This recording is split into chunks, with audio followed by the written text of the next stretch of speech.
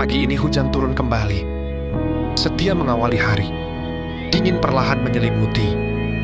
Tubuh enggan bereaksi, ingin kembali terlelap sunyi, seperti memori yang tak pernah pergi, memutar ulang yang telah terjadi, melupakan terdengar sebagai solusi. Namun tak pernah benar teratasi.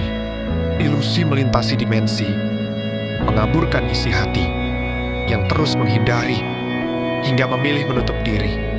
Semua yang terjadi berharap berlalu sendiri, tanpa perlu memaksa diri terus berlari. Sebab hati tak butuh ilusi, ia hanya ingin diisi